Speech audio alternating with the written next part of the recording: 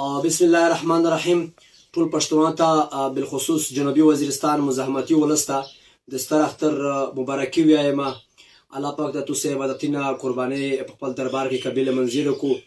ملګری لکه څنګه تاسو ته پاتې دو چې ریاست په پښتونخوا وطن بالخصوص وزیرستان باندې ریاستي ډلري جنگ مسرت کړی دی چې دغه ریاستي جبر ریاستي ډلري جنگ په نتیجه کې پښتونخوا وطن ته په مختلف شکلونو کې نقصان تاوان رسیږي.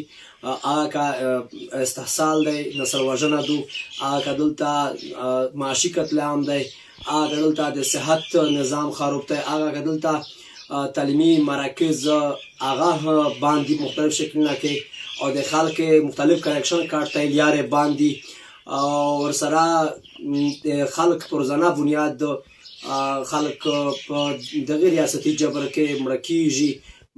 دلته موږ ولدل بار بار موږ ویلل دا وطن نه کوله کېږي. موږ کوم ته بار بار ویلل چې تاسو ته هغه د 2007-2008 جنګ روان دی په هغه نه بدترین شکل وي، په روزانه بنیادو مرګونه کېږي، قتلونه کېږي، په مختلف شکلونه کې د قاتل د مقتول پاتې نه لګېږي.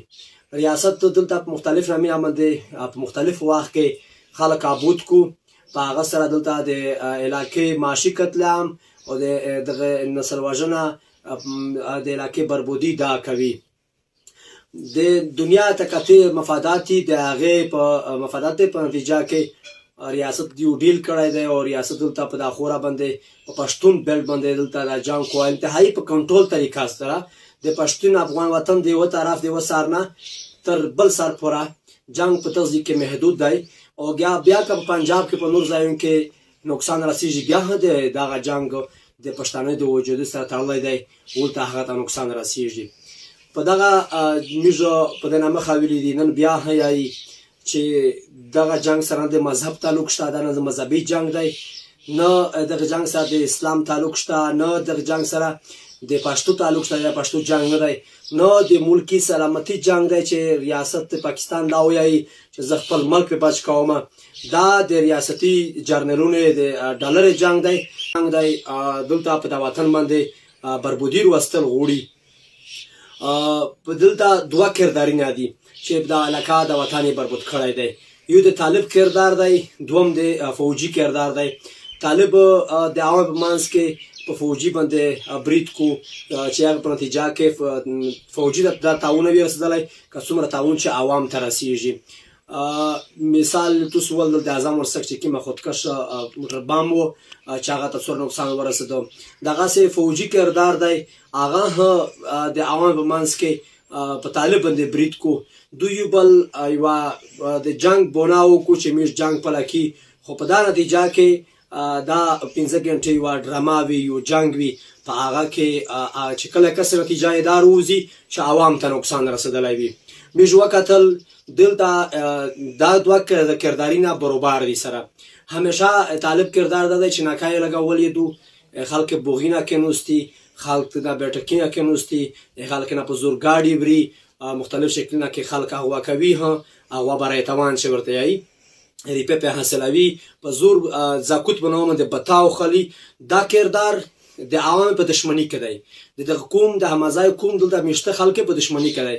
دوم کردار د فوجي دی، هغه دلته خلک باندې چاپی اچوي، د مختلف نامې چې ته سهولتکار یې، ته دهشتګرد سهولتکار یې، په دا باندې خلک وري ټارچر کوي. دا کردار چې کوم د عوام په دشمنی کې دی.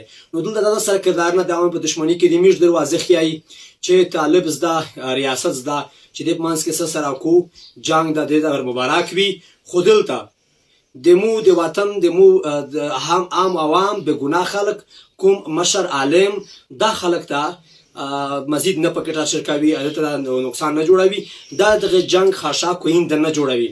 موږ ولدل په دغه جنگ کې دلته د حکومت راتبویي وشوه، د حکومت عالم نشه ماف، مشر مالک نشه ماف، زون یې نشه ماف، ایون د هر شوبې سړی په دا جنگ کې متاثر شو. نو دغه جنگ د مخنیوي دپاره په دا راتلونکي 2 ورځې نه بعد د ده په سوارمه جرګه دو په وړه بازور کې لویه جرګه کېږي. د احمدزی وزیر سلیمان خیل دوتانې کوم مشترکه یوه ګرنډ جرګه کېږي، امن جرګه. په دغه جرګه کې موږ واضح ریاست ته او دلته ریاستي فراکسیس چې کوم دي هغه ته واضح پیغام ورکوي چې موږ مزید په خپله خوره باندې دا د بدامنۍ واقعات، دا معاشي قتلعام، دا نسل وژنه، استحصال دا په خپله خوره نه مني. دلته د آرام ژوند، د امن ژوند، د سوکالۍ د خوشحالۍ ژوند، د ترقۍ ژوند دا موږ غواړي. او که چیرې مزید د ریاست اراده وي دا کوم متفقه د ناسوشل بایکاټ وي او دا کومه د مخالفت په هر فورم باندې کو او موږ زه کوم ته دا وایم چې دا اجتماعي بربودي ده. په دا اجتماعي بربودي کې د حکوم عالم، د حکوم قومي مشر، د حکوم سیاسي تاجر، هر هغه شعبې کس چې دلته وختري دو هغه په دا جنگ کې پوتنده متاثر شوی دی. نو دا اجتماعي بربودي دو، اجتماعي بربودي په ګوشي مزاحمت، د یو پارټۍ په مزاحمت، د یو کس په مزاحمت، فردوات مزاحمت باندې دغه مخنیوی ممکن دی. نو په چار دو چې دغه ته قومي اتحاد وشي، قومي تعړین وشي، وحدت اختیار شي، نو په د 2014 باندې چې کومه جرګه دو په چار دو چې د احمدزای قومي مشر په یوه غږ راووځي، ټول عالم ټول روزي، تاجر، سیاسي او هر هغه څوک چې په خوره باندې د وختري کو دا ټول روزي د دوتان اسلام خل کوم پورا چې دلته موږ د ژوند فیصله وکړي.